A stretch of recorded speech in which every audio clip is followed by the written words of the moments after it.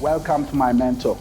This is a platform that seeks to provide world-class mentoring content by leveraging on the skills, experiences, wisdom, and knowledge of established professionals, leaders, business people, and entrepreneurs. We seek to inspire, empower, and challenge professionals and individuals to reach the next level in their professional, business, and career leadership journeys. Welcome to the next level. Melissa Bryant, thank you very much for making the time to be here today. I'm really excited about the conversation we're going to have. Let's kick off with your current promotion, which you just received a few months back, I guess. Yeah. You are the CFO designate of Marsh, South Africa. Yes. Tell us a little bit more about what that means for you as a promotion. Okay, so well, it's a dual title. It's Head of Financial Planning and Analysis and CFO Designate to take over from the South Africa CFO when the time comes. So this is a transition period. Yeah. It's a very big opportunity. I was last to join in my team from the senior financial planners, and to be considered for the role to be in charge of the team and to actually go into the new CFO role when it becomes available. That's a very big opportunity. I mean, no one else was even considered. They'd done a interview process and all of that, and yeah, they confirmed that there's nobody else that they would rather have. They couldn't find anyone who would match you. Yeah. What do you think they saw in you that made them realize you are the best person for this role? I'll tell you what it is from my point of view. I've been very loyal to the company. It's 5.5 years. I've studied 3 degrees while I've been at the company. Wow.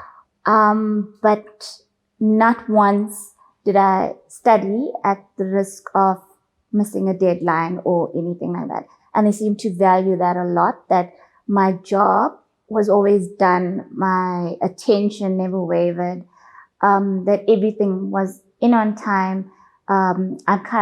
Prior to this was in charge of the rest of Africa, where I consolidated information from all of the countries in the rest of Africa. And I still kept the relationship. I still managed to complete all my work despite studying. And you yourself know the hours that we've had to put in for the studies. Yeah. So yeah, I think that played a big role. Also, I've been very passionate about my work. I love my job. So what do you actually do? So financial planning is very much focused on forecasting and budgeting, and it's not doing the finance, because that we have a controllership department that does that. I used to be a financial manager where I had that, and I stepped away from financial management. This picks up from where the numbers are already reported, and you actually now look to the future, explain the past and look to the future and make strategic decisions. Yeah. Or help the business. You're basically a partner to the business. So each division has a business leader, and you partner with them and give them advice on how to make better decisions, how the financial information that's available can help them to make decisions later on. So there's quite a bit of things with staff issues, with the climate in the country. We try and foresee information from the market in that, and basically put everything together and advise the leaders of the country on how to actually better manage their company and manage their business. And is this something that you enjoy doing? Does it get you up out of bed every morning? I absolutely love my job. I work ridiculous hours, but I love it. I enjoy it. I get very inspired by my job. I look forward to going to work every day, which is not awesome. something that everybody has. Yes. Yeah. And you mentioned you work across different African countries. What have you learned about those countries as well as South Africa through that work experience? The one thing I've learned is that you have to, as a manager, managing people from all over the continent, people are very different. They've got different upbringings. They've got different backgrounds. They've studied different things. but at the end of the day, you all have to deliver the same thing. But you have to get a personal relationship with each and every one of the managers to be able to know how to manage that specific country and that specific person. Yeah. You basically have to motivate people differently to achieve what you need to be done. And yeah, so that's the one thing, working across different countries, it's different cultures you have to get used to. It's not easy as just managing a South African team. Yeah. It's, you have to get used to different personalities and, different backgrounds from different countries. And do you travel to those countries sometimes? I've been kept away from traveling because previously people that have traveled, we've had a little bit of problems in other countries. Because of the xenophobia in South Africa and that. So they, out of protection wise, they didn't want a young female traveling all over. But I have been to Namibia quite often and Zambia. Okay. And you mentioned you've studied 3 degrees while working at Marsh. Yes, in the last What were those degrees? So my CIMA, I basically started, I think it was on level 1 and completed it in 18 months as soon as I started at Marsh. And then the PG dip and the MBA, the 2 years for those degrees. Yeah. But I already had my BCom honors and my BCom before coming here. Yeah. We'll talk about the MBA in a bit. Let's talk about your CIMA qualification. Okay. What does it entail to qualify as a CIMA? Okay, so I wanted originally, 23 years ago, to become a CA. I went ahead and did my articles and that, and something wasn't right. The fit wasn't right. I'm not a technical accountant. I wasn't being motivated by that sort of technicality and auditing and that sort of background. That is why I started looking into the whole CIMA thing. I'd never continued, after I got my honors, I never continued towards a CA qualification. Yeah. I heard about CIMA and it was an international qualification, and it's not textbook theory. And it's not just technicality. Basically, they give you the answer. They give you the calculation. I mean, there are some very intricate calculations to be done, but the basic stuff that you would normally do in a BCom honors exams, those type of questions, they give you the answers already. And they say, okay, now this is the answer. What would you like to do? What does it mean to the business? And knowing this, how do you take it further? How do you advise the company? And in the role that I'm currently doing, I feel it's played a massive role in getting me to think on that sort of business level. Because I feel like accountants, the CAs, when I was a financial manager, it's you on one side and the business, the MD, is on the other side, and you're always arguing different things and you're trying to cut costs and he's trying to run his business. Whereas here, you're partnering with the business. Together, you are getting to the right solution. And what is the path to get that accreditation? Do you have to do exams? Do you require a certain level of work experience? Okay, so there is a very first junior level that you have to pass if you don't have a degree, if you don't have a BCom, which I didn't need to because I think it's called the C levels. I went in there with my honors, so I'd already passed that. Then there's 3 stages of CIMA. There's a operational, a management, and a strategic level.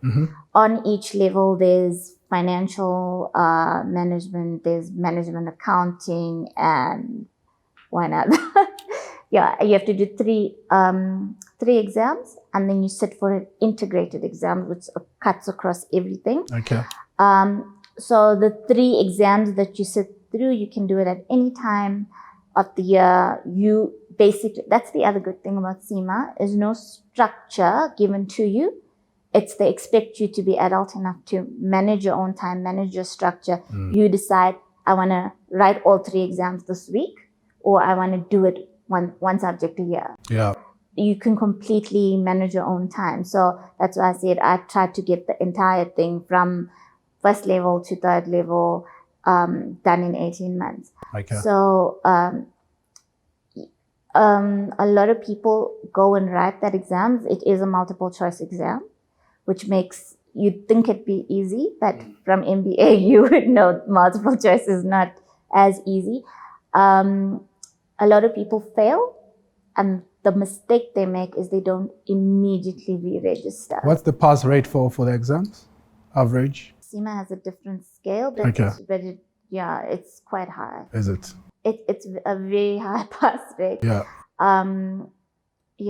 It's a different scale. It's not straight, you get 50%, you pass. There's a whole scale that they use. So all you see at the end is pass or fail, and a lot of people get despondent when they see a fail, whereas the trick there is to register immediately again, go and restudy, spend a few nights, and go get it done. Yeah. Why do you think most people prefer to go the CA route versus the CIMA route?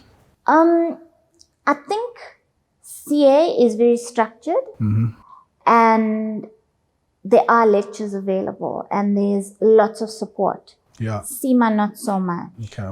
You basically managing its correspondence.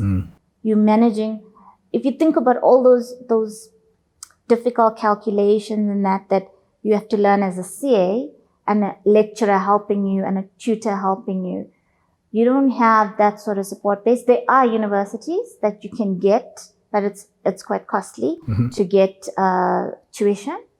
But most CIMA students have to basically do it themselves. Yeah.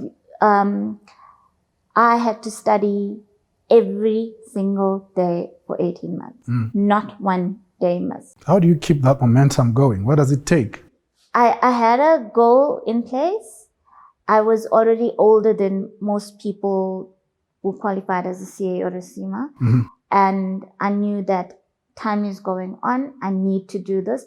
And also I wanted to get further in my career. I joined Marsh as just a normal financial analyst, and I'd wanted to move up quite quickly. And the one thing I knew is that if I go and study, then I've got something to back myself up when I go and speak to my boss. You've obviously moved up the ranks in your organization. Reflecting back, what do you think were some of the drivers, things you did right that got you from being a junior to where you are now? Okay, so when I entered Marsh, my husband and I just moved from Cape Town. Basically, I took the job at a lower salary than I was earning, just to start off again because I wanted to come back to Johannesburg. And so I knew that I had to start at the bottom and work my way up. And starting at the bottom, I'd basically knew that if I don't push for myself, no one's just going to say, hey, there's this new girl, I'm going to give her an opportunity. So I used to try and work like twice as fast to get my work done. And then I'd actually go to my boss and to other people in the team, the senior FP&As, and ask them, what do you have available for me to do? I used to literally go and ask for work almost every week, and I'll complete it and then I'll go ask for more. And I can't tell you the amount of times I put my hand up and said, can I do that for you? And I started helping on the rest of Africa. As soon as a position became available, there wasn't even an interview process or anything. There was just an immediate promotion. Because I'd been helping. You had showed initiative. Yes, and I'd been asking for that type of work, and I've already knew the rest of Africa. So even now, I'd been asking whenever the supervisor was on leave or had to go away or anything, I'd been asking for more work. And then I got exposure to the consolidation and to higher level of work. And that's why when this opportunity became available, they considered me. And then you decided it's time for you to do an MBA. Yes. What led to that decision? What was the driving factor for you? Okay, so my story is not like everybody else who like I had to do an MBA to get further in my career because my career was going really well. The CIMA was what I needed, basically, to get to where I am. The MBA was more a thing for me that I wanted to do. I always, in the back of my mind, MBA was a scary word and a scary thing, and I'd never be able to achieve it. And those guys must be really super intelligent. And yes, you wanted to prove them wrong. Yes, and so I said to myself, I mean, how bad can it be? And I came to work one day and I just phoned my boss and I said, I think I must do an MBA. Yeah. If for nothing else but for myself. It was a challenge for you. Yes. Yeah. Yes. And why did you pick Gibbs and not Vets or UCT?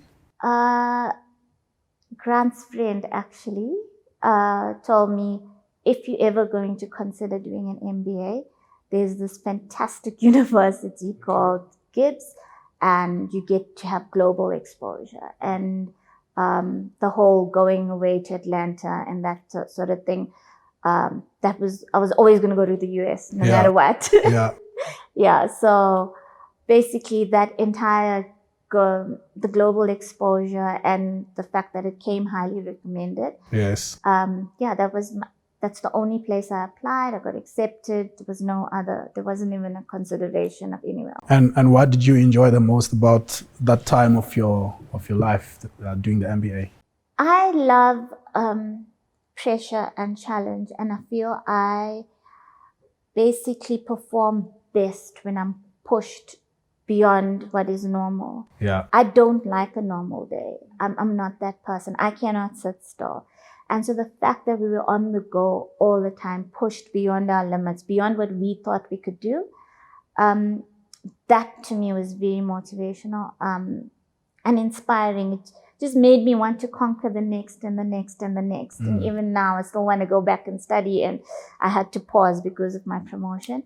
But I enjoyed the MBA experience because it made me push myself, and it made me realize that I could do things that I never thought was possible. I mean, some of the things that I achieved, I used to be afraid of public speaking, and I'd given so many presentations. Yes.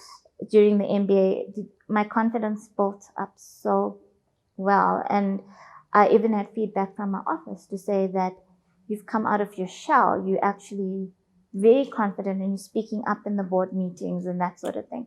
So yeah, I loved it. It's helped me tremendously. I suppose that's one benefit of doing an MBA for you. It was regaining that confidence and being able to make credible input in a boardroom. What else would you say you learned about yourself during the MBA program? I think the one thing I learned about myself is that there's nothing that's impossible, and you might think that you can't do certain things. But if you challenge yourself and you put yourself in there, I mean, sitting back and just saying I can't do it, like I thought the MBA was a scary thing, I'm always going to think that way. I'm always going to think I can't. But being in that situation and seeing the amount of things that I achieved, I mean, it's basically taught me never to undermine myself or my abilities. So that's the one thing I know. Besides just gaining confidence, it's just made me realize there's anything I want to do in life, just go and do it. Just put yourself out there, put yourself in the game, basically. And what would you say were some of the more memorable moments of your MBA program? Memorable moments. Oh gosh, there's lots. Share some. So we've had lots of ups and downs in our groups and that, and I think I was in about 3 different groups. Yes. But just the fact that even to today, Yeah. you and I still speak. Yeah. We've got a book club going. That relationships that you built in those groups, those are lifelong relationships. That sort of thing. I'm not a person to just pick up the phone or just go out with people and that. I'm very much to myself, to do my work and get things done. But I was forced to socialize with other people, to learn other people's moods. And in the beginning, you would know I was very hot-tempered. And you learn by the second year, you learn how to get on with other people and how to bring yourself down to be able to let someone else shine for a moment. And you learn how to be in situations and you like realize, hey, this is not bad. Yeah. So the different groups were absolutely wonderful for me. I think I needed that. If anything, I needed that life experience. Yeah. I feel I was very immature as in social situations. Yeah. Because I'd either keep quiet or I'd shout at people, but not socialize, like engage with people. And so that to me was very enjoyable. Graduating, right? That was just that feeling. Yes. That I did this thing. Yeah. And I think on graduation day, when we went to collect our gowns, and I got that card to say, you're the top student for 2 of those subjects. I mean, like, I had no idea that was going to happen. And my husband's asking me, what is this? What is this? Yes. 2 cards here? And I read it and I'm like, oh, that's fascinating. So that to me, that was the best of the entire. Yes. Was when you got. You found out on the day. You just collect your gown and you get a card, and they don't even tell you what those 2 things mean. And then when you're sitting in the row, then they tell you those extra cards mean that you're the top student for those subjects. Course, yes. Yeah, so that was quite enjoyable, and those were particularly 2 subjects that I'd worked very hard on.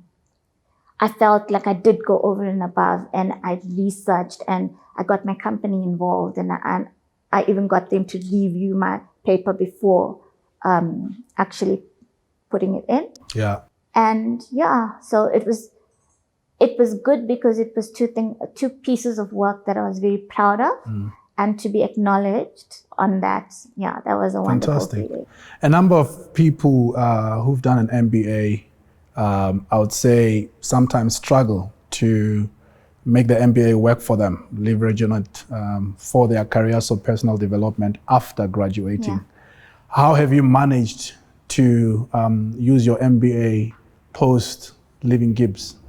Okay, so for me, the one thing is the confidence boost that I got. I've been openly talking in meetings, boardrooms, making myself heard. Recently, my boss had to go present in the US at one of the CFO conferences. Yes. And there were a whole lot of questions on technology and how can we use technology at Marsh that to be more efficient to our clients and that. And I'm like, I did this in Atlanta. Yes. So I actually pulled out all the notes that Lou gave us and the assignments that we did, and I prepared for her whole presentation. And it literally took me 30 minutes to do an entire presentation and give it to her. And I mean, I would never have been able to be confident enough or had that sort of knowledge to do a presentation on blockchain and Internet of Things and that sort of thing. So the knowledge that I've gained are things completely outside of finance is so beneficial, and I've been passing that along. I haven't been trying to keep that to myself. Where I can, I'm trying to teach my team. These are the things. So wherever I see a gap and people start discussing things that I know that I've researched in some way, I pull out a paper. I've got everything saved. I pull out a paper and I'm like, maybe you'd be interested in this. And Marsh just had a campaign a week ago asking for original thoughts and ideas and things. Can be anything to basically push ourselves to be more efficient to clients and that. And again, I submitted that entire blockchain assignment that we did, and also said, as students, do so much of research and then it sits with us. Yeah. Nobody knows that you've even done that research. And mine's in particular was about boardrooms and race, and very relevant in South Africa. It was about different race groups, age groups, different types, gender, diversity. And such a relevant topic that no one's ever going to see that paper. And I put there, one of the suggestions is that people that have studied, we need to form like a group where we can mentor other people or like discuss ideas, like a knowledge sharing center. Yes. And so I've put that idea forward. So those are the sorts of things that I've been like vocal about, and I've been using from my MBA. So Yeah. I've like really used my MBA, and then the promotion, obviously. Yeah. People have noticed that I've been talking more and I've been more actively involved on the strategy side. Yeah. And I've done the strategy for all the countries in the rest of Africa. And that was fresh out of our strategy course that we did with Raj.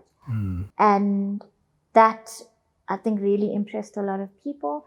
And they started seeing me in a different light. So basically, I've actually been using everything that I've learned and trying to see where I can actually push it forward in the office, who in the office can benefit from what I've learned. You grew up in KZN? Yes. How was it growing up that side of the world? So I grew up in an Indian township called Chatsworth. Okay. So Indian community, we basically don't get out of the community unless, you go shopping in town and that sort of thing.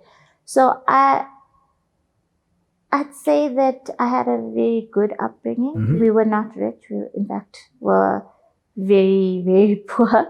And but I think the upbringing that I had with my parents and that we never knew that we were poor. Yeah.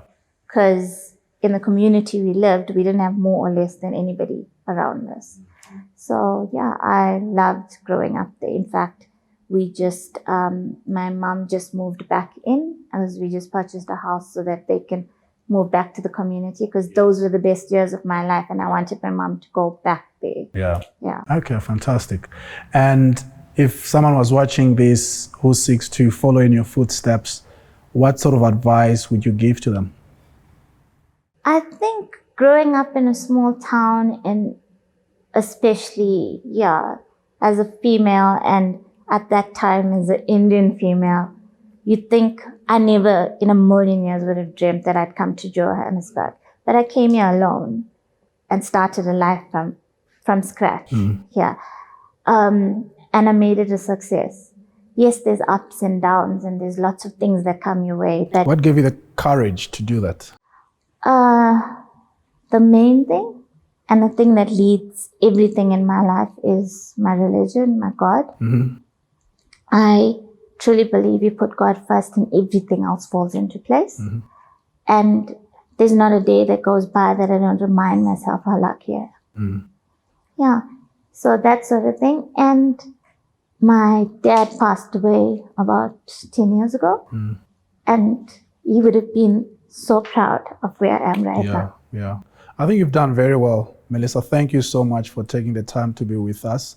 Lastly, before we close off, what is the next chapter for you?